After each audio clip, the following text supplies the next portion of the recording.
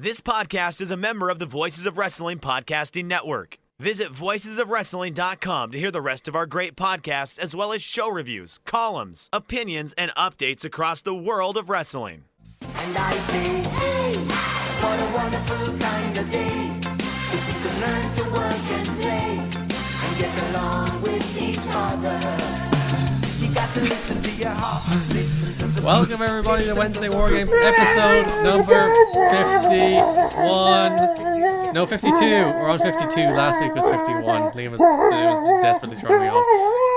I'm Garrett. Joining me as always is my very Australian co-host Liam Jones. Liam, what are you doing? Welcome to the Thunderdome.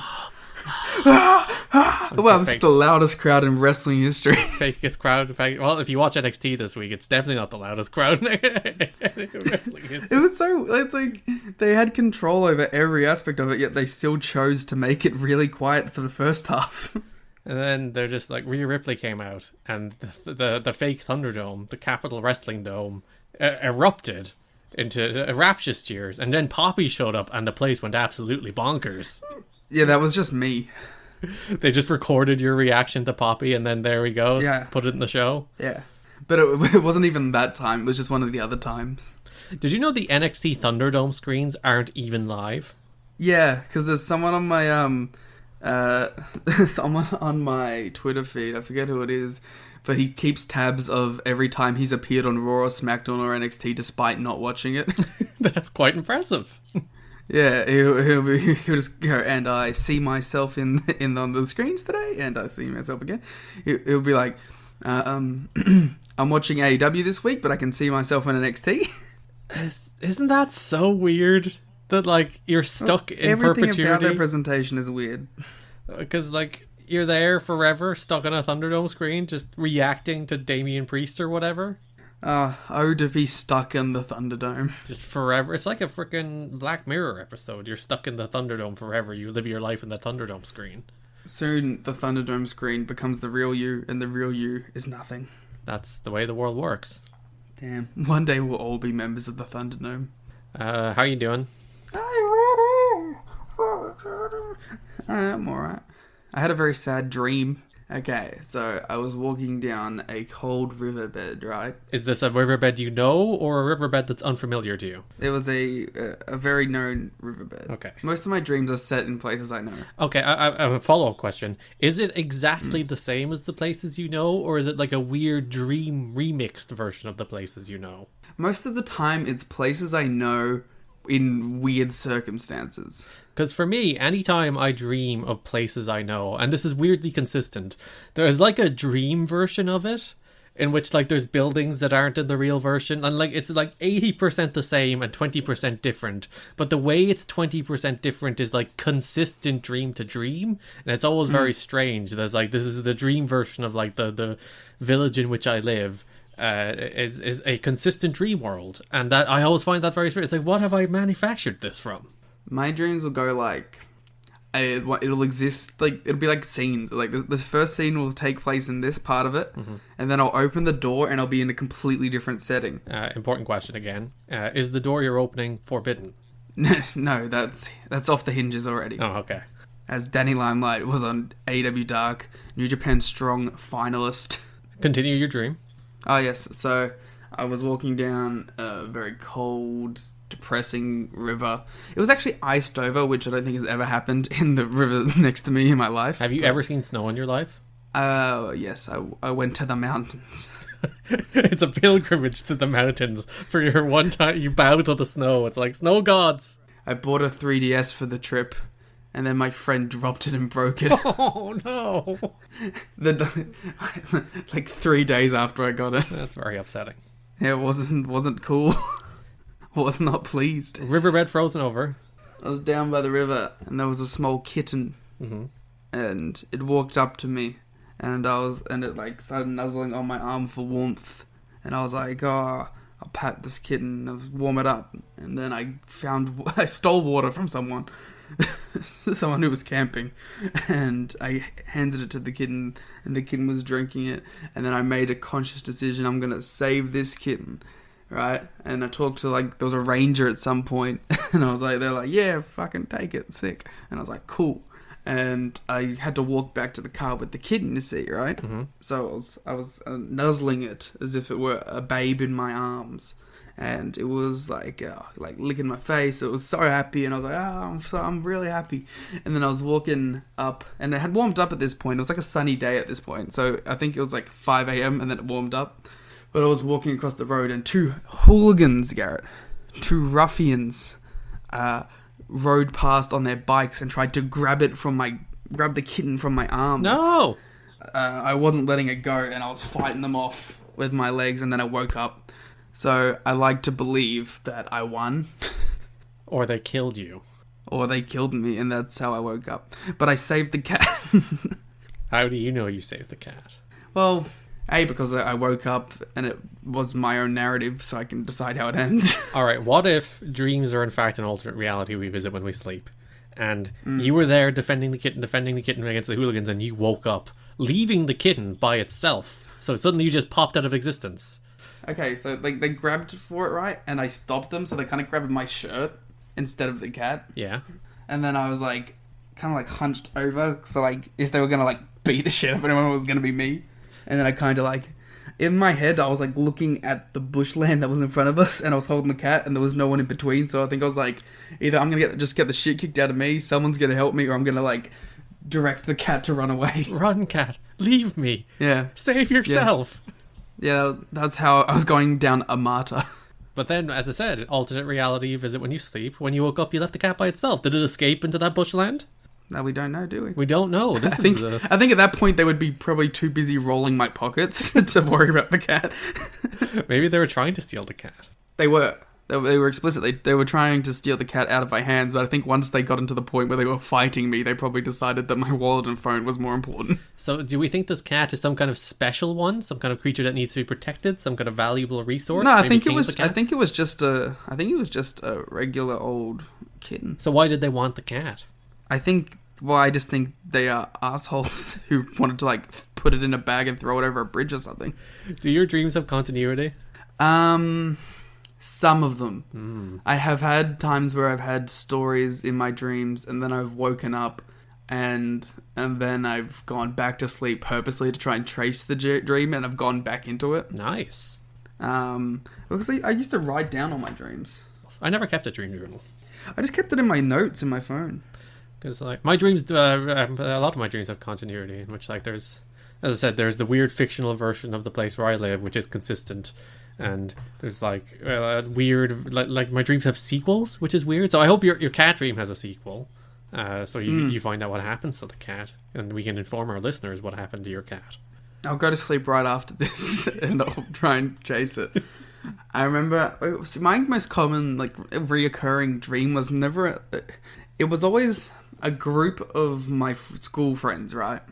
Set in a place that I knew, that I was familiar with. So it was either, a lot of the times it was my grandparents' house, which they lived out in the bushland on a horse farm, or it's set like in one of the schools that I went to on campus, right? But then it would be some sort of wacky circumstance, like, oh, it's zombies or something. Yeah.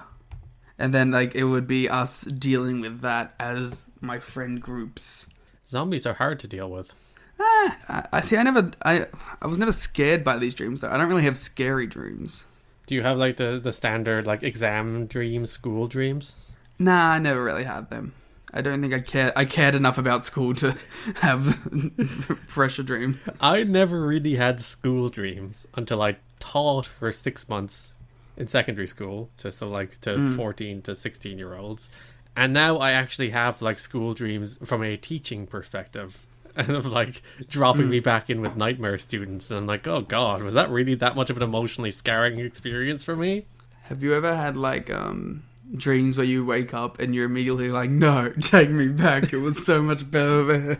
No, but I have the weirdest like mundane dreams where I'll be like, I'll wake up, I'll look at the clock, and then I'll roll back to sleep, thinking my alarm hasn't gone off. But then I will dream that my alarm went off and I pushed my alarm forward. So then I'll wake up in another 20 minutes and I'll be back before the alarm went off in the first place. And I'll be so confused. I'll be like, what's happening? It's very strange. I remember I had one dream where I lived out an entire life. Where it was from me meeting my wife to getting married to having a child to waking up. And when I woke up, I was just like depressed. I was like, oh, the dream life was so much better. I remember when I was a kid, I had like such a weird relationship with dreams. Because like I would dream something and then like something would happen the next day that was basically the exact dream. But it would only be for like 4-second intervals. So you're psychic is what you're saying. I don't know. Maybe. But there's definitely times. Well, because I used to get like really strong deja vu. And then like I started realizing that, like it was because I would dream those deja vu moments before they happened. So that's why we're never wrong, because you're psychic. Yeah, that's it. No, unfortunately, that's like those kind of dreams stopped happening when I was like 7. This was like kindergarten. I would dream stuff that would happen at kindergarten, and then it would happen. Speaking of unusual relationships with Dream, every week we review NXT and AEW.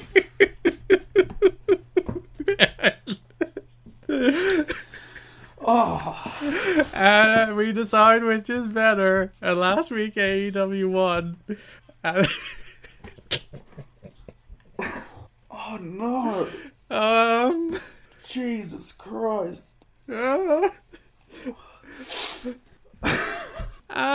AEW, how you doing? Sweet dreams, beautiful American nightmares. I'm trying a little. MJF and Wardlow opened AEW. Sammy shouted. Yeah, they sure did. There you go. Oh boy. That's your opening segment. Oh boy. Wardlow and Sammy getting on the same page ahead of their big stable with Chris Jericho. Yes. Actually, they did give each other a look. So they were like, Because they all hate MJF. Yeah.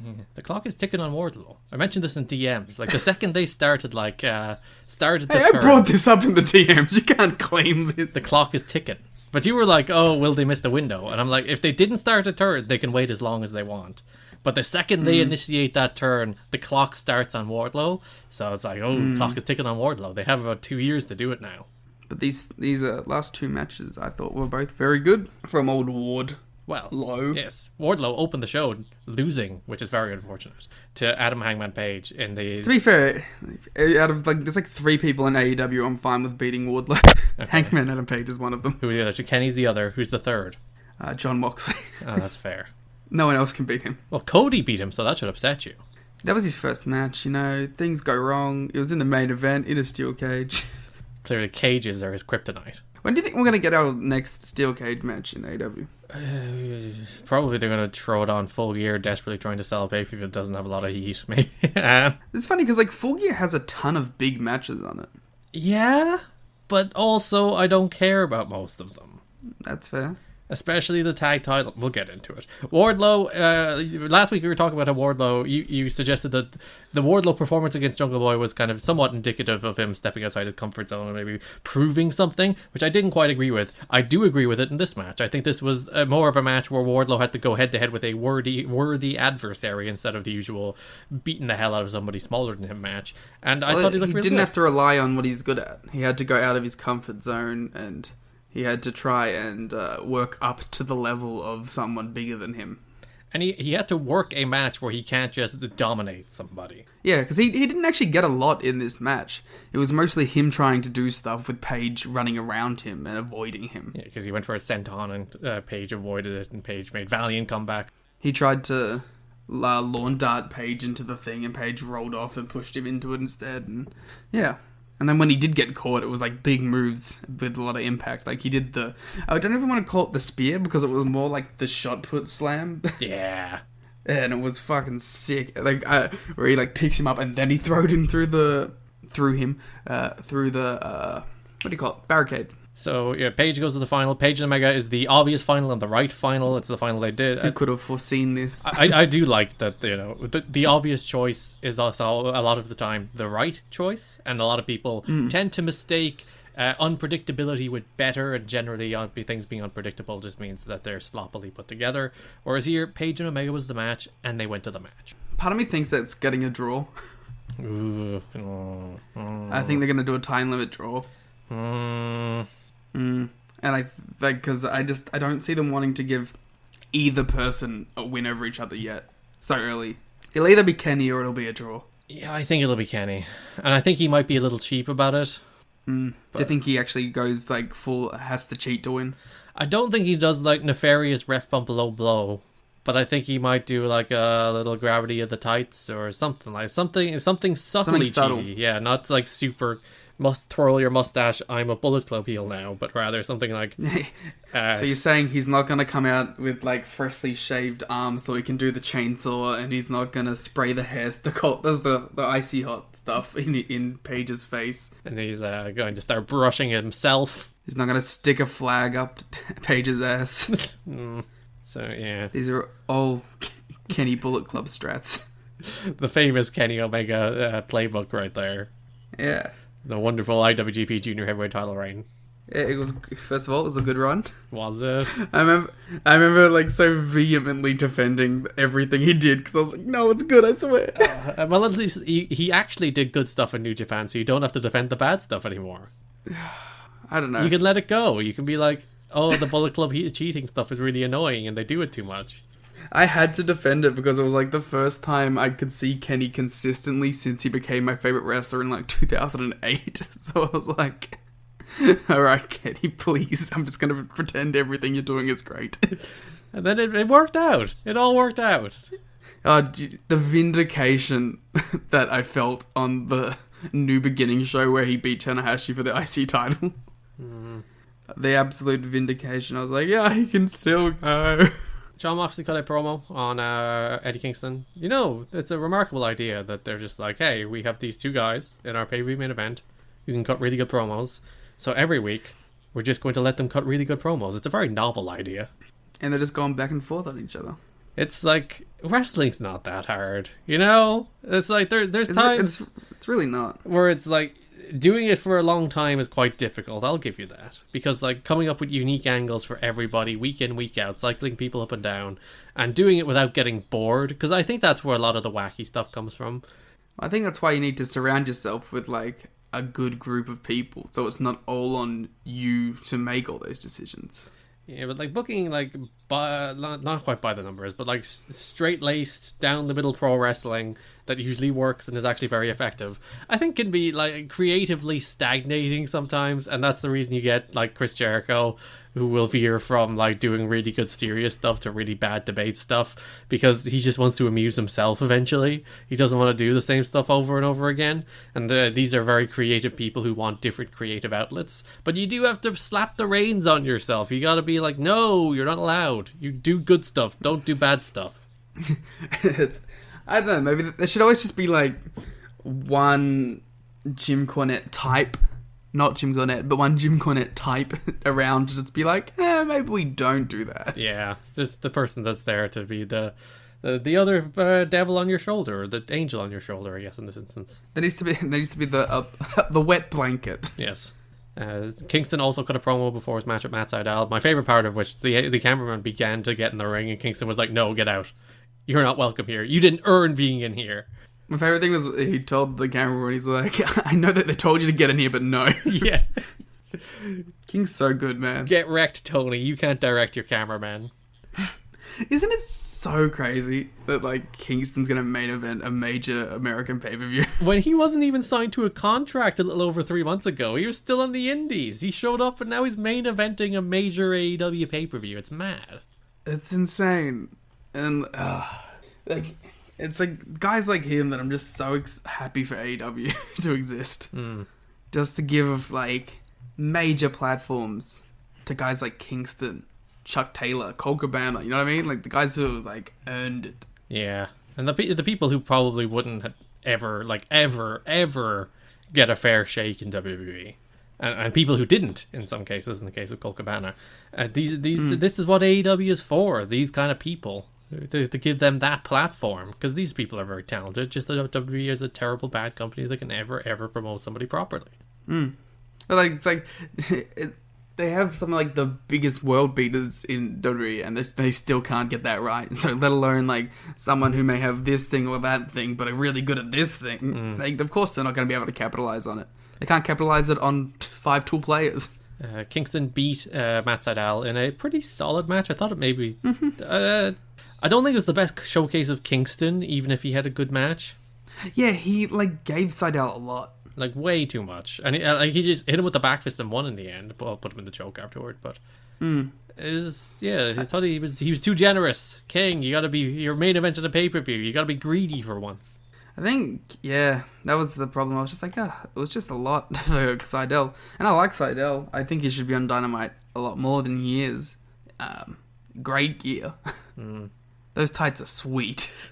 I want to wear them normally. Just as pants? Yeah. Open your third eye, wear your Matt Sydal pants. Exactly. Open your third eye, wear your Matt Sydal pants. It's what everyone wants to do in the world. Which brings us on to the worst segment on this show. FTR and the Young Bucks. Listen. Was this the worst segment on the show? Maybe I'll Actually, no, there was a debate. Oh no, which was worse? The debate I didn't expect to be good. The FTR Young Bucks feud I expect something of, and it's really bad. So I will stick with it being the worst part of the show. It could have been like a 2-minute segment that was just stretched out. They lost me immediately because the first thing FTR talked about was, I'm going to upset the internet saying this. I'm like, would you shut up? Would you do... Who are you, Pat McAfee? Would you do anything just that relates to your characters and your story? Can you get out of here with the meta nudge wink wink bullshit that constantly permeates literally every single thing they do? For a team that's like, we're the old school Southern wrestling tag team. Could you imagine the Rock and Roll Express doing this nudge wink wink bullshit in like 1985? No. I really wish the Rock and Roll Express had a Twitter at the time. Or like the Brainbusters with Bobby Heenan just talking about Dave Meltzer's star ratings. It wouldn't happen. Why don't you emulate that part of it? The serious part of these teams. Like, come on. I mean, I don't know. It all comes across as not taking the best aspects to derive from, you know what I mean? I'm so sick every time they open their mouth. They're like, real tag team wrestling, marks on the internet, Dave Meltzer doesn't give us star ratings. We're going to make everybody on it. It's like relentless. I want to care. I'm curious about what FTR's star ratings are. You as a tag team. I want to care about you against the Young Bucks, which should be one of the biggest tag team matches in North American history. It's a match that people were sold on 5 years ago. Well, for 4 years ago. Either way, for a very long time. And now that you're delivering it, now that you're building to this program, it stinks. Like, I don't know why I should root for any of these people. The Young Bucks were obnoxious and annoying Tony Schiavone 2 weeks ago, and now Matt's the valiant babyface who's overcoming a leg injury to fight against the dastardly FTR. And I'm like, why should I suddenly cheer for this guy when he was a jerk 2 weeks ago, and he just got beat up, so I'm supposed to like him? And how am I don't know. Go on and watch FTR because they have boring tag team matches, and their last pay-per-view tag team match was the biggest snooze fest in the history of tag team wrestling. Thank God Hangman Adam Page was there to save it. I'm just sick of these two and their bullshit. Go out there and have good matches. Start backing it up. Stop. It's all words. It's no action. Sounds like you're getting worked, brother. I'm getting worked. I'm sick of it. I'm getting worked up. That's what I'm doing. Yeah. For the record, FTR have 6 matches ranked 4.5 stars or higher by Dave Meltzer. So Dave Meltzer does in fact like the Revolt. Actually, no. Oh no, I was gonna say how many does FTR have, but they definitely have that. Dave gave like 4.5 stars. 3 to that dumbass. AEW they have 3 in AEW. Like Dave's rating. Like usually I'm like, oh, I get why he gave that rating or blah blah blah. But Dave's rating of FTR against Hangman and Kenny is just 4.5. 4.5 stars for that absolute boring heatless match. I went like 3.5. I think I was like, I liked it. No, you're wrong. Get out. Of course, their big 4 3/4 star match: Cash Wheeler, Dex Howard, Matt Jackson, Nick Jackson versus Pentagon Ray, the Butcher, and the Blade. You got some wacky Young Bucks and Lucha Bros action in there, and it got 4 3/4 stars. Because, one of the actual best teams in the world, the Lucha Bros, who can barely make it onto the show at the best of times. Lucha Bros. Hey man, they've been a big focus the last 2 weeks. They were put into one tournament. They do not get credit for being put into one tournament. Yeah. They did. They gave them story elements. What more do you want? Only because one of them got hurt. Story elements came up by accident. Yeah, that's what you need. The debate. Oh, all right.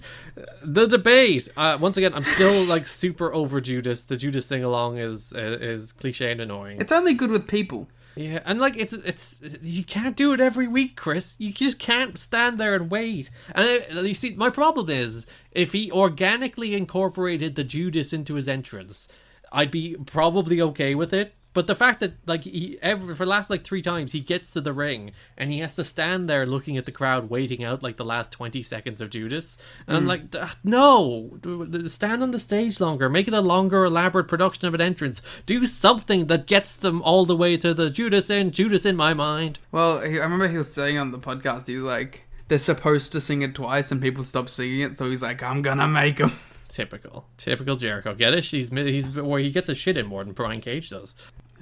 But you know what? He should. Well, you do hate Brian Cage. Who can stop the path of Cage? Jericho and MJF had their town hall thing. It was really long. It was really long. It was like Eric Bischoff asked 3 questions. What are we doing? What's the point of this? Yeah, I don't know. I really liked the Ortiz promo at the end. Where he gets real amped up, and I like that him and Sammy were both like, "We don't like you still." The question is, why is Santana on the fence though? He liked the jacket. Oh, that's true. He was wearing the gift this week, while the other 2 were not. Well, Sammy's is far too large for him. It's understandable. Poor Sammy. So yeah, are they going to split up LAX? If they split up, Santana's going to go with MJF. If they, I don't think they'll do that. But if they actually did, I would literally write them off as crazy people who don't know what they're doing. At that point, it's just insane. Yeah, this whole thing was long. I didn't like the Luchasaurus bit. I liked the Britt Baker bit, actually. Britt, once again, making bad material. And a Rebel, in fairness, making bad material work.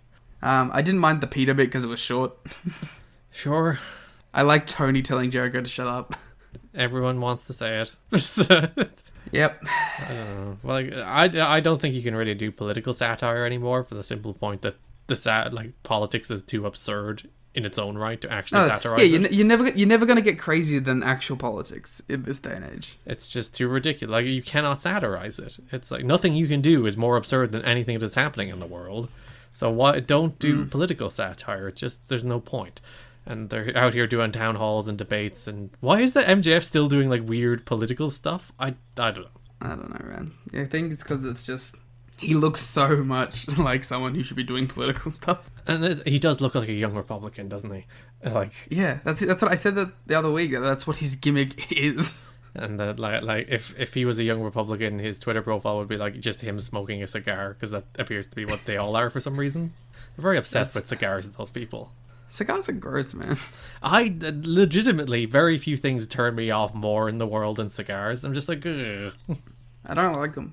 I've also never had a cigar. I just don't like the aura of cigar. Yeah, and they're this weird symbol of I'm an old, powerful man in my 40s. That just kind of turns me off in a very weird way. I don't like it. But yeah, it's interesting. I'm only now getting around to the fact that they did in fact make Chris Jericho versus MJF for Full Gear, which is, as you mentioned, less interesting than the Ortiz part of this promo. Yeah, but it's a big match, and it has been promoted. I'll give them that. They built up to it, even if I don't like it and don't really want to see the match. They have built up to it. I gotta admit though, I am curious about the result. Clearly, it's where everybody turns on Jericho and he's booted out of the Inner Circle. Okay, fine. That's an interesting thing to see. Jericho could use that babyface turn at this stage because he's weird. Jericho was saved by Wardlow and Sammy Guevara.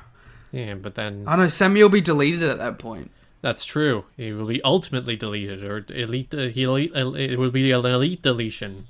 He'll be elated. Yes, that's the way it works.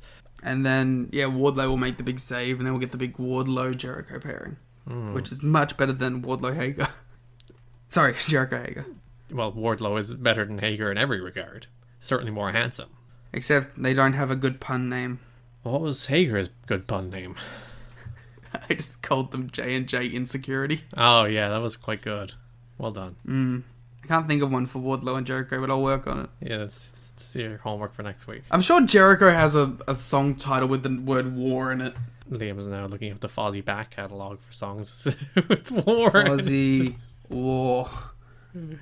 He has a song called Do You Want a War? Do you want to start a war? So do you want to start a Wardlow? Ah, perfect. That's the team name. Forever. And they better use that song. I imagine like Jericho's song is basically just him going, do you want to start a war? And then like from there it'll just go like, war. This is war. Oh wait, Jericho covering This Is War? Yeah. Oh my god, that would be the best. He'd be the biggest star in the world. Fozzy doing a cover of an AEW theme. Fozzy should sing all of the AEW themes. Fozzy becomes the new like CFO Money. Yeah, do a remake, do the Fozzy version of Kenny's theme. Just Jericho. I hear the battle cry. Like how in my head Jericho sings like a South Park character. The Fozzy version of Cody's theme, of course. Oh, that gave me shudders. I want him to cover Brandy's theme. The Fozzy version of I'm the Lucha going Bros theme. I want the Lucha Bros. Just him screaming Lucha Bros, Zero Miedo. Yeah. Meet us in the ring. Who has a rap though? Him doing Hager's rap theme. Best Friends, of course. That would be a good one. It's just him going Best Friends. Yeah. This is what AEW needs. This is the musical shift that AEW needs. This is what they should be going. If they ever do like a Jericho's in charge of AEW like episode, they should definitely make him do all the things. Do it live as well. Have him singing in the center of the ring. Have the band there. Have Fozzy playing the entire time. Cody defeated Orange Cassidy to retain the TNT Championship with a weird finish in which John Silver kind of just because the John Silver part was fine because John Silver attacked Orange Cassidy, hit him with a boot, and then Cody pinned him with a crossroads. But the weird part was Arn Anderson threw a punch at Orange Cassidy afterward, which was like they kind of glanced over that and they didn't make it a part of the story. We were meant to only focus on like the John Silver interference because it sets up a buy-in match for Full Gear. But it's like, are we just going to gloss over the fact that Arn Anderson threw a punch at him and Cody's the babyface? Maybe that's going to be like a subtle thing. Or maybe it'll be like many of the things in AEW that just don't go anywhere until like 5 weeks when they decide it's going somewhere again. That's fair. That's storytelling, Gary. You just don't understand. It's the slow build, yeah. It's the slow build, baby. But yeah, I thought this was better than their big draw. And mainly because it was 8 minutes shorter. And I'm also pretty excited for John Silver, Orange Cassidy, so... It's going to be the best match on Full Gear. It might be. Cody's TNT title run. It's weird. Which one? This one. I mean, he's had 2 title defenses. It's true. It's only really just started. You know what AEW loves? It's fans. Just people sitting in the crowd watching. Yeah, it's their favorite thing because they got so many seats to work with at the moment. So like at least like twice a week they just cut to it, and sometimes it doesn't even go anywhere because there was like a couple of weeks where they cut to Kazarian watching tag matches, and like it just never went anywhere. We never mentioned it again. Of course, Orange Cassidy or the other one, Darby Allin, makes sense sitting in the crowd because he's facing Cody at the pay-per-view, but in a match that has like remarkably little build. Maybe it's just meant to set up atmosphere. Former champs are watching what's going on, that kind of thing. You know what I mean? Just trying to set up everyone scouting everyone. I think it's usually like, all right, what do we do with Darby on this show to push it toward the pay-per-view? How about we just have him sit in the crowd watching Cody? Yeah, okay, that'll do.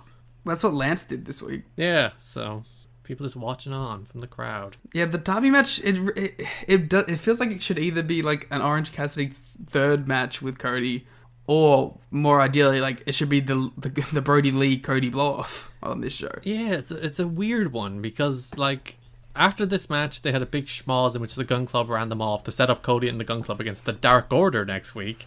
Again on the next week is the go home, isn't it? Before Full Gear, and it's like it feels like Darby and like Hobbs should be teaming up against Starks and Cage or something.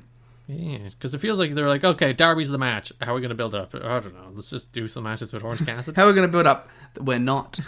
He's going to sit in the crowd. That's the key. He's going to sit in the crowd and get beat up by Team Taz on Dark. Maybe that's the big swerve. Cody will join Team Taz. Yeah. And Will Hobbs will be devastated because he was going to take the spot, but then he's like, no, Will Hobbs, we got a new person instead. Wrestling has more than one royal family. And it's the Fozzy version. No, I can't even do Dad Rock. The dad, because Cody's song is already Dad Rock. Yeah. He just does the wrestling as more than one royal family. Yeah. Trent and Chuck were backstage when Miro and Kip Sabian showed up, and they were very mad, and they gave him a gift, which was the board of the arcade machine they blew up, and then they beat him up. There you go. Yeah. I like Miro when he's just beating dudes up, though. I don't know, man. It feels pretty simple. Just drop the video game subtext and just have Miro beat dudes up. He looks really good when he does that. He's so big. He's such a large, but he looks this is what so cool when he's beating is dudes. Doing on this show. What? Yeah. It just, I don't know. It strikes me as they had to get him, but they didn't particularly have anything ready for when he got here. So this is what they go for. Yeah. It's so strange. I really it's so strange that this is what he's doing on this show. It's like what we were talking about with Wardlow, where it's the clock has started with Miro, and eventually you're gonna have to just it's fine. If this is his first feud and he just beats the best friends and then they move on to something more substantial, they may be able to save it, but they can't keep him doing comedy mid-card stuff if they actually want to try him as a main eventer at any point. Well, we're gonna get the tag team feud of Kip Sabian and Miro against FTR, and it's gonna be about shut up internet games. You shut up. Don't put that into the world. Serena Deeb, the new NWA Women's Champion, defeated Layla Hirsch to retain that championship in a really good match. Layla Hirsch is great. I really like Layla Hirsch. She's great. They should get her. Yeah. They desperately need her. Yeah. Though I feel like this happens a lot on Dynamite, where a woman shows up and we're like, they should get her.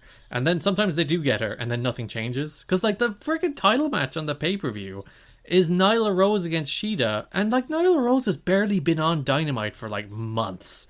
And they were building up Britt Baker in a way that felt like they were setting up a title challenger, and then they're like, nah, it's Nyla Rose.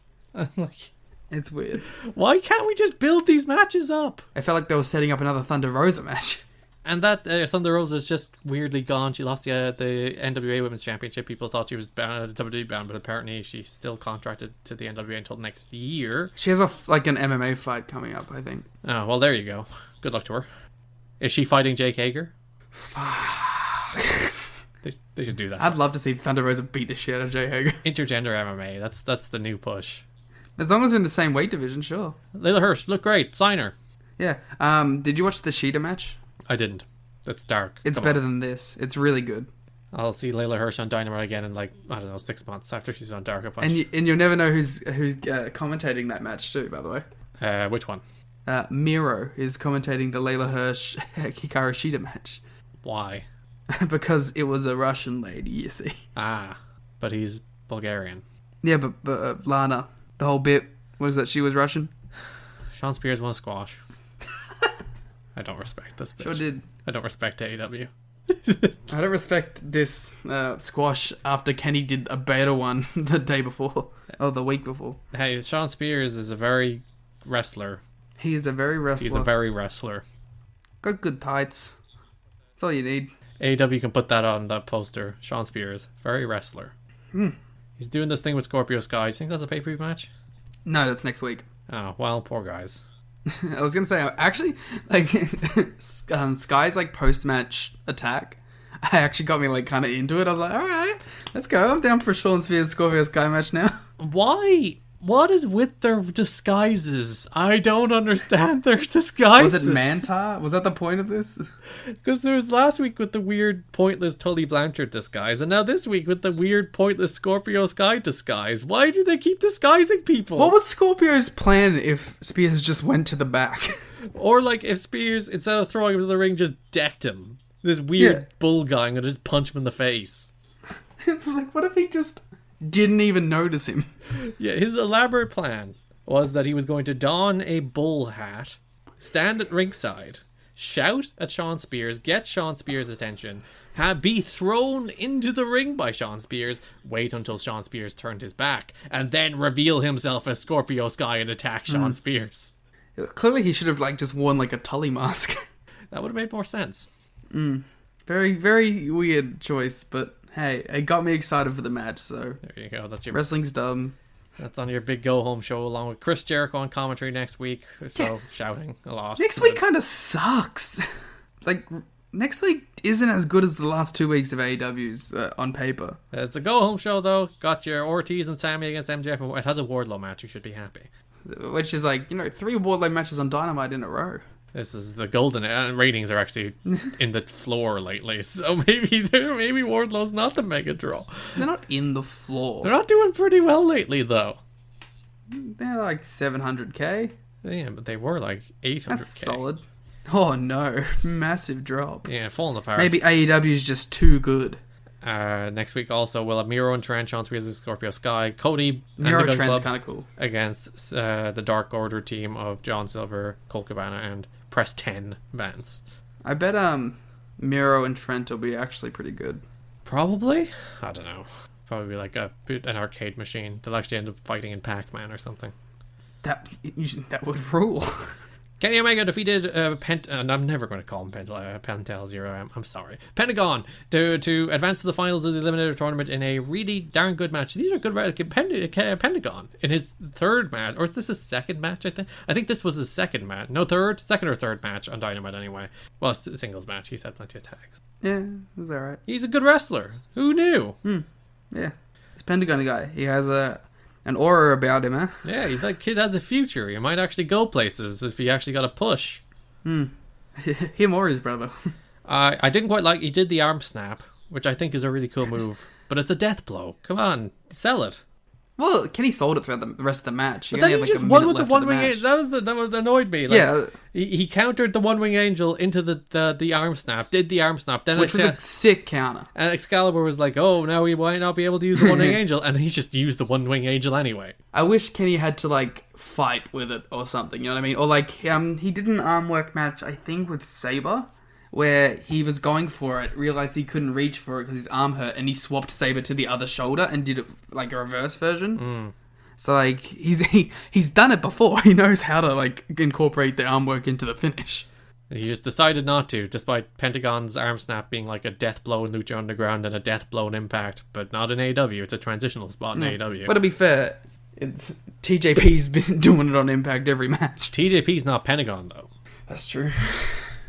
Kenny advances, good main event, good Dynamite. Even though I feel we picked more holes in it while watching it. It's one of those shows that maybe I didn't enjoy as much talking about that I did watching. Well, I think it's it was a fun watch, but if you start scraping away some of the stuff, the underlayers of it were flawed. Yeah, but it did at least have Kenny Penta, Cody and Orange, and Wardlow against Hangman were all three good to very good matches. So I think that's perhaps why watching it live, you're like, oh, this is a good show. But then you look at it, does this work? I don't know. But the matches are good. So you got that going for you. I think there's also a chance that we might get Penta and Phoenix on All Out, which would be sick. If Phoenix isn't dead. Yeah, is Phoenix healthy enough? Maybe. I don't know. If he was pulled out of this match. Though I suppose they were taping this match the same week as the... Yeah. So that's maybe why they took a precautionary measure at Phoenix. We'll see. That's Dynamite taking us on to NXT, which is Halloween Havoc Spooky Times. Ooh. Last year, AEW, we had Sans on the Halloween episode. We had JR saying wubba lubba dub dub, which was the wonderful times. We had Rick and Morty show up. So AEW completely backed out of Halloween this year. Well, I'm guessing that Abaddon was the Halloween segment. Yes. And then they had to cut her segment because she got hurt. So all the spookiness went with her. Yeah. Well, and we also... Penelope did dress up as orange, which was nice. And there was a man in the crowd with a banana costume, so there was some... on Impact, you got a hardcore Halloween match between Brian Myers and Tommy Dreamer. Got some candy corn spots. So Halloween spirit lives in Impact. And of course, NXT fully embraced the Halloween theme. You got to admire it, don't you? returning Halloween Havoc, which I actually enjoyed the theming of this show quite a lot, because they in a rare It made it feel like a big deal. In a rare instance on WWE television, they committed to it. They actually like, we're gonna go all in on this thing. Yeah, it was good shit. We opened with the spinning of the wheel to make the deal, which revealed a Devil's Playground match for Johnny Gargano and Damian Priest, in which Johnny Gargano defeated Damian Priest to win the NXT North American Championship, which resulted in my favorite commentary line, maybe of all time, where Vic Joseph was like, "How ironic that Johnny Gargano used the assist of a wheel to win the NXT North American Championship." And I'm like, I love yes. Vic Joseph's cadence in how he speaks. He was also... Oh, this is a very important question, Liam, because Vic Joseph was dressed as Wally from the famous series Where's Wally, Yes. which in America Wally? is called Where's Waldo, which is very What upsetting. the fuck? Get out of here. I know. So I was making sure Australia was also called Where's Wally. No, we are firmly in the Wally camp. And it's like, it's a British book, so Wally is correct. Americans decided Wally was just an incorrect name and changed it to Waldo? What the hell's a Waldo? Fuck is a Waldo? It's very I upsetting. don't know, man. I don't trust Americans at all. They ruin everything. I don't trust their takes on chocolate. I don't trust their Waldos. Well, American chocolate basically has no chocolate in It it. sucks. It's the worst. It's the worst thing in the world, alright? It's the worst. It sucks, and you're bad at it, and none of you know what you're doing when it comes to chocolate. That's my take. I thought it was a very good Where's Wally costume. He actually looked very convincingly Wally. And I gotta admit, like, it was a solid bit having Wade just wear the same suit, but have his mallet. He has his gavel, which he'll bang the desk, and he's bad news Barrett. He did the catchphrase as well, so that's all you need. Yeah. A commitment to the bit. Gargano won with the interference from the Scream mask person. Who was Indy Hartwell, I assume. Well, in fact, actually, I would love if it's Indy Hartwell, because the person looked way too big to be Indy Hartwell. Yeah. But if you watch the Scream movies, all the time the person looks way too big to be the person that's actually revealed as. So that would actually be a nice bit of attention to detail to Scream lore. Yeah. If they had it revealed on the day, my heart would have said David Arquette. Oh, wouldn't it be great if it was David Arquette? Like that would if they had revealed it on the Halloween episode and it was a one-shot deal. David Arquette would fit in perfectly with Johnny and Candice. Like, can you imagine two NXT stables, like Pat McAfee's group of those three, only Birch, Lorcan, thing, and then David Arquette's group of Indy Hartwell, Johnny Gargano, and Candice LeRae. It's like one of those shitty memes where it's like, which table would you sit with? I would definitely sit at the Johnny Gargano, David Arquette table. Yeah, the other table's just two dude bro. Yeah. But as far as the match goes, I was actually kind of disappointed in it. Their takeover match was much better, but I thought it did the job. It was a nice little false count anywhere match. Johnny Gargano super kicked a skeleton, and which you pointed out, he leg slapped when he super kicked a skeleton. He slapped his leg, super kicking the skeleton. Which logically makes very little sense, because the leg slap is to be like, hitting flesh, and skeletons don't have flesh. That's why it made me laugh so much. It's very good. I love Johnny.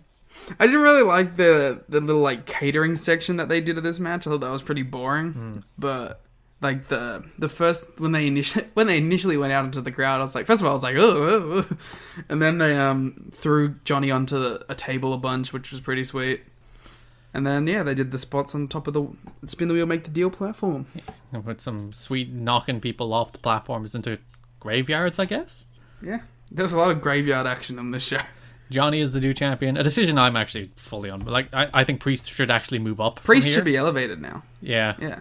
Priest could be the next world champ. Johnny has been very good in the show. He's been carrying the show lately, so he should be a champion. Yeah. And with legitimately though, in this match, I was all in on Priest the entire time. Oh. I thought he was really good in this match. Well, you just said you were disappointed in this match. In that it wasn't like, a 4.5 star work kind of match, you know what I mean? But as far as like the actual spots and being smooth and stuff like that, I thought Priest was really good and came across looking good. He's one of the few NXT guys who's done his best work in NXT. Well done. Yeah. Love big Priest boy. Yeah, big Punishment Martinez being like, whoa, blowing people away in NXT. Who'd have thunk it? Shout out Nightclub Aleister Black.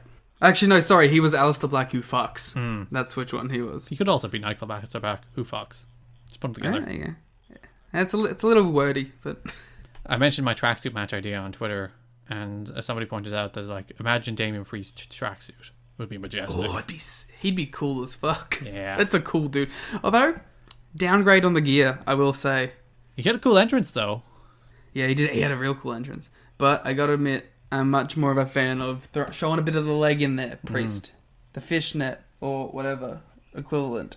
Bring it back. Okay, the Grimes stuff in the lead up to it, it's a real shame he's actually really good at this role. It's very upsetting. It's his his voice, he'll never he has the country like cartoon over the top voice, and he'll never be pushed because of it. Because people, for some reason, think nobody can take someone who sounds like that seriously. He really reminds me a lot of WCW Jericho. Because, like, Jericho would have the same kind of inflection on his comedy stuff, too. And, like, I said to you in Twitter, like, couldn't you imagine him literally doing this haunted house stuff? Yes. With who would he have done it with? Well, in my head it was Vampiro. But that might be too cartoony for Vampiro. Stick La Parca. He would have done it with La Parca. Yes! And it would be like a Dios de los Muertes? Is that how you pronounce it? Yeah. It'd be like that. That would have actually ruled back in, like, 97 WCW. Yeah. Like, Jericho would have, like... So, hopefully, they can learn from that and have him take the Jericho, like, pathway of being comedy, but also being serious when he needs to be. So you're saying he has to leave and go to the competitor to finally be pushed? Yeah. Even then, it took him way too long to be pushed. But anyway. Didn't he, like, win the title, like, in his second month? Well, they did the fake for out. one night? Yeah. He didn't actually win the title until he won both in one night, which is about a year into his run. Oh, no. Clock's ticking. Or no, was it 2 years? No, it was about 2 years into his run. Never mind. It was the end of 2001. Oh, well, I think it worked out. Yeah, that main event against Triple H was good for him. Isn't it weird that, like, Chris Jericho, for his entire, like, run, was always, like, the fourth top heel and the fourth top guy, and really he's just a story, an example of persistence, that, like, everyone above him retired, and eventually he reached the stage where he was, like, the only guy from his era still around working regularly, and, like, by default became a top star. It probably helps, though, that he was younger in that peak, but, like, which just gave him more longevity. You know, Edge is younger than him, but Edge got injured. Is Edge younger than him? I think Edge is either younger than him or the same age. Yeah, he would be younger, because Jericho's turning 50. Whereas Edge, I think, is like 46 or something. First of all, no one's touching Suzuki as the best over 50s wrestler. No, not even close. They can both step back. But I really do find it interesting. Like, Jericho spent his entire career as the guy who was below at least 3 or 4 people, and he just waited it out. And everyone above him retired, and now he's this big star. Yeah. It's like, hell of a career on him. I forgot Edge blocked me on Twitter. Good times. Oh, no. Is it because you talk shit about his long match? Yes, I think no, to be fair, if you go back and read my tweets about the greatest match ever, I actually thought it was actually a really good match. I just thought the production of it was really obnoxious. Speaking of production being really obnoxious. I was going to say, sounds like WWE. They brought it back for this show with the freaking crazy... like, AEW had obnoxious crowd noise this week, and then NXT is like, let's take it to a different level. Well, it was weird because, like, they were quiet for the first half. Yeah, they were in stunned silence when Pat McAfee came out and introduced his new stable of Oney Lorcan and Danny Burch. That shit was great. Pat's the best. I take it all back. He's still a dickhead and I don't like him. But as a heel, he's great. And I assume they retconned it. Maybe they didn't intend to do it, but they put the story together quite well where he approached Lorcan and Burch, offered them his services. They turned him down. Then, after he saw what they did to his actual investment, Ridge Holland, he's like, I need them. But then they lost to Undisputed Era and were like, oh, we finally need your leadership. Pat McAfee, come save us. Yeah, I think this shit's good work. And it just helps that Pat talks like a human being and not like a robot. Yes, if you remember Dan Lambert from 2017 TNA, he reminds me a lot of Dan Lambert. Yeah. Because like I thought like the distinction I made with you was like I think like he has like the perfect amount of like smarm that Dan did, but where Dan was like better at going over the top with it, I think Pat's a better storyteller while doing it. It's that talk radio experience. It teaches you how to tell stories. Probably, but I hope Pat just keeps like. It's funny, like, Pat's literally going to start doing, like, the Robert Stone brand, but, like, better. But, like, serious and actual, like, a main event stable. Good stuff. It is weird seeing, like, Oney and Burch, like, wearing suits. They look well. I think they look okay. It's like, it doesn't really suit them, you know what I mean? Yeah. We were asking last week who was if they did the potential war games that I set up in my head, who would the fourth man be? They answered that question. The fourth man is what's his name? Pete Dunne. There we go. I forgot his name. I had to say it. O'Reilly came out. He was like, I'm going to fight you guys. But then Pete Dunne came out with chairs, and he's like, he handed one to O'Reilly, and they were going to fight the yet to be named Pat McAfee stable before Pete turned on Kyle O'Reilly and hit him with a chair. So there we go. Mm-hmm. Pete's looking good. Pete's looking in very good shape, and thank God he's not stuck in NXT UK. I was gonna say, yeah, fair. I did watch that tag that everyone was talking about. From what? And it's good. NXT UK. Don't you lie to me. It's good. About people talking about NXT UK. You pretend like something from that show. It was done in Ilya versus Walter and Wolf. Don't you? It's good. Where's Tyler Bate? Is he wrestling on that show? He's not wrestling on any of those shows. What's wrong with him? I don't know. Is he injured? Is he just not doing stuff? Was he cancelled? I don't think so. He hasn't wrestled since March. Maybe he's just given up. I wouldn't blame him. Maybe he was. Maybe just secretly waiting for that cancelled. contract to run out, baby. Santos Escobar defeated Jake Atlas, and again, once Great again, Ray tights. Yes, Grey Ray. He wore the question mark tights from the Halloween Havoc match. Well, they weren't the tights themselves, but tights inspired by the question mark tights from Halloween Havoc, which is quite cool. I gotta admit, like, despite not being a country that celebrates Halloween, I think Halloween Havoc has to be like one of the all-time pay-per-view best names. It's so good. You don't celebrate Halloween? No, What? it's not a thing here. Like, not at all? I mean, it's in the last like 5 years, it's slowly become a little bit of a thing, but So, like, you don't go trick-or-treating? no, So you didn't grow up going trick-or-treating? no, Why don't you have Halloween? we've never gone trick or treating. It's not a thing here. But, like, how did it not, like...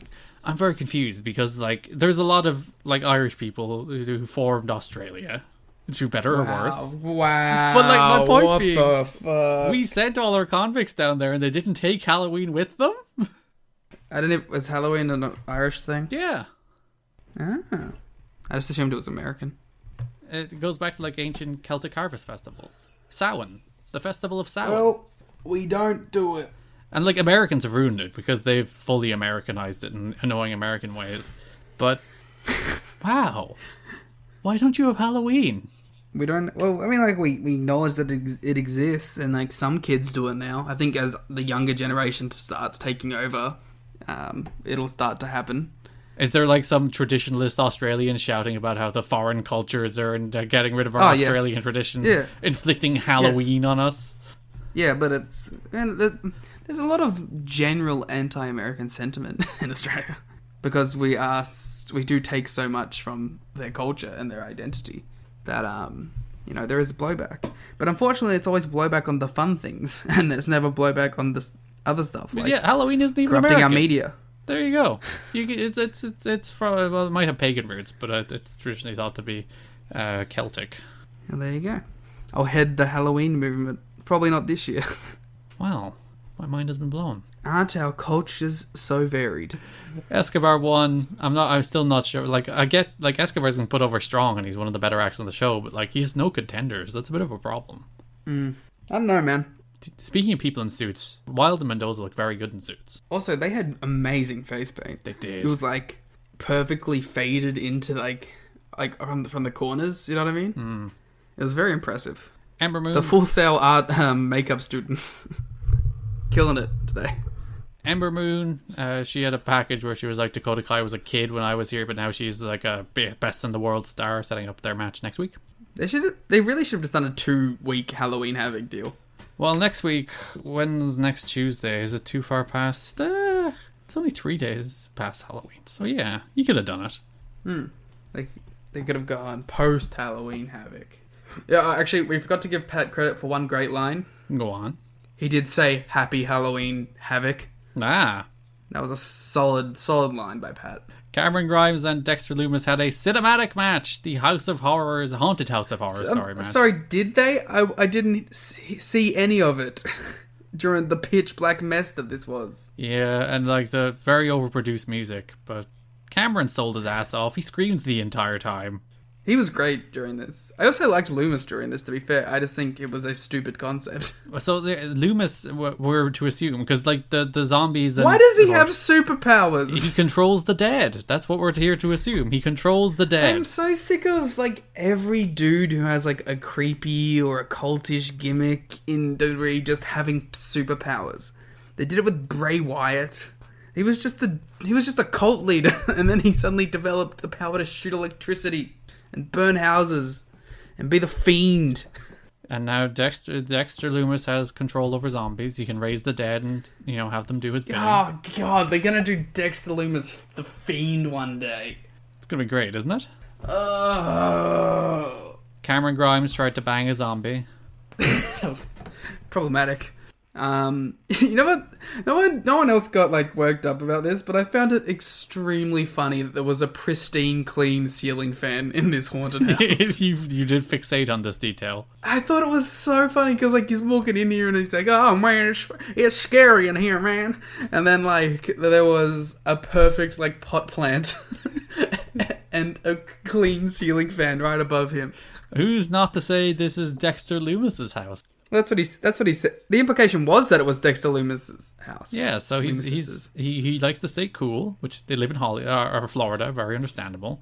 I like this whole thing. Like it was stupid, but at least it made me laugh. The problem with these segments when they do like these the crazy stuff like this is you get all these people going, well, that shit was the best, and that's what makes me hate these segments. But when they're just like so absurdly dumb that everyone doesn't try and make them out to be art, I'm like, yes, I'm all in on it.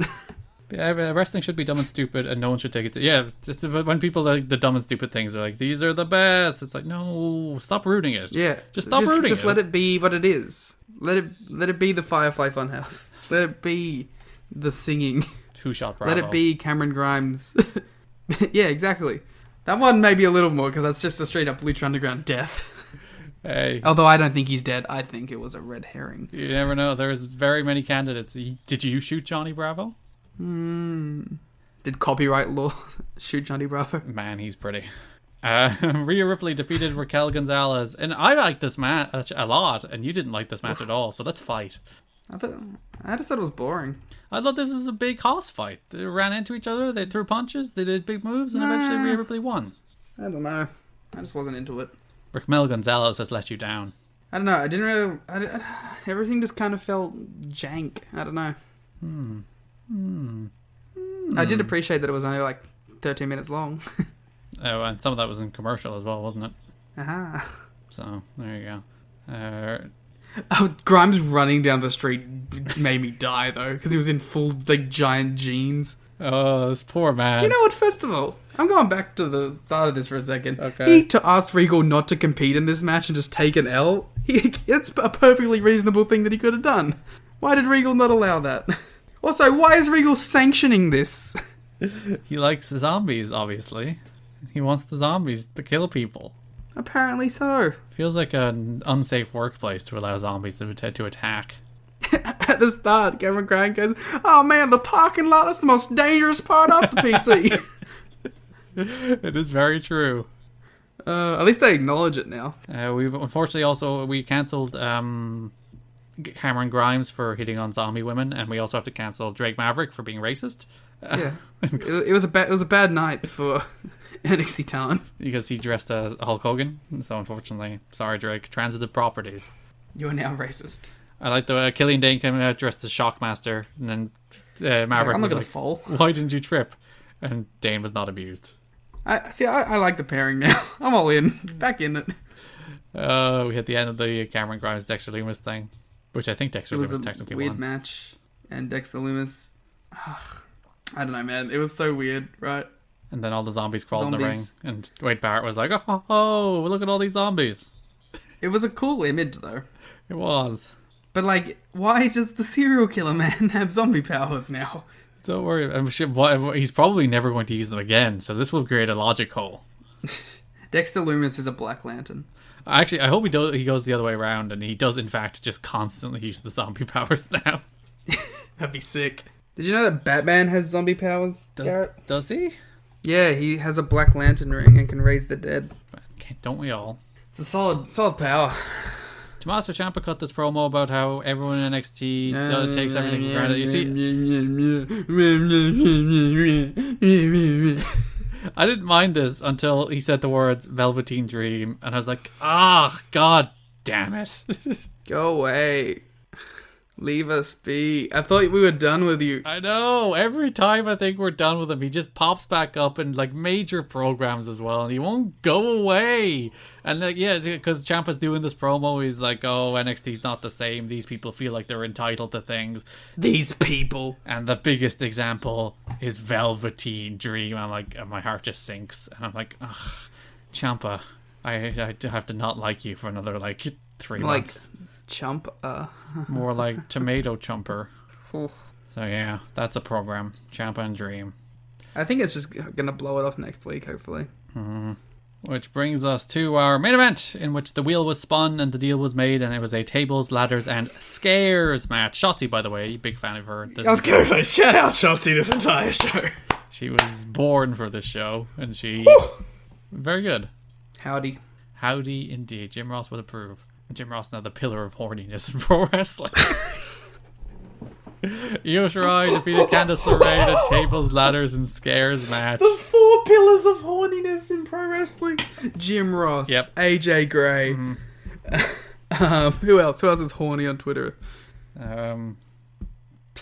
We've run out of pillars at 2. Joe Lanza. This is an unstable building we're propping up. Not enough pillars. Not Me. very balanced. I'll be the 4th. You are the 4th pillar of horniness. Yeah, I'm the Tawe. Oh, shit.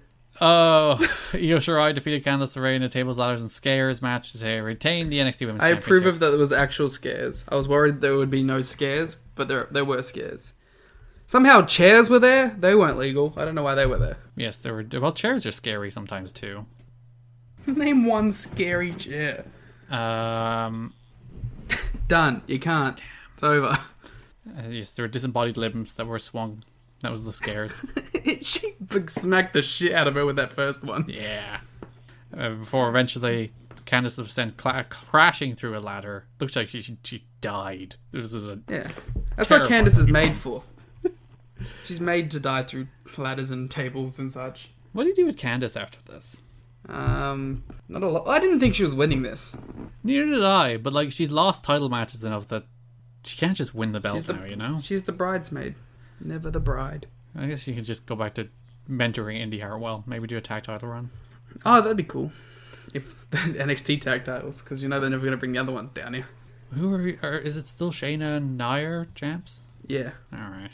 Apparently they're like putting Angel Garza with Nia. That's a odd pairing. I don't know, someone told me that, and I believed it because WWE. That's NXT. Spooky. Oh yeah, good shows. Actually, no, maybe not good shows, but They were fun shows. Match of the week. pleasant shows. Wardlow and Hangman. I'm also going to go Wardlow and Hangman. Now show of the week, Liam.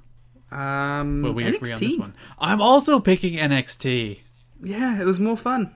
And the poll says AEW, but the poll doesn't matter. Get out of here. NXT was spooky and fun, and Cameron Grimes screamed a lot. There was no Shotzi on. Also, it's the Halloween week, and we can't. And AEW did nothing Halloween. And I think last year we gave Halloween the win, AEW the win based on their Halloweenness. So Yes, we want our themed shows. the best part of wrestling. Take bumps into candy corn and thumbtacks. Yeah. Also eat thumbtacks Yes. and candy corn. If you read the Impact Wrestling Twitter poll, more people would rather eat thumbtacks than candy corn. So there you go. I never had candy corn. It's an American thing, neither have I. God, American candy sucks. It does. Candy is a bad word. Do you say candy in I Australia? know. I said it just to appease them. Yeah, we say sweets. We say lollies. There you go. Like, wait till we just get the full episode of just us going, hey, what do you say? No, what do you say? Oh, what's it like doing this? And we'll just do that. Well, listen, I've now discovered you don't celebrate Halloween, which has just shattered my worldview. Assume that the culture is the things that are part of my culture are the part of all cultures. That's the way it works, right? Yeah, right. It's that kind of viewing which has gotten us this far. You can follow us on Twitter at WarGamesPod, where you can vote in the poll. If you'd like more AEW coverage in your podcast feed, you can listen to Everything Elite. If you'd like more WWE television show coverage in your podcast feed, you can listen to Shake Them Ropes. Thanks for listening, and bye-bye. We were on time. Spook. Bye. Oh god, I've lost the recording button. It's still going.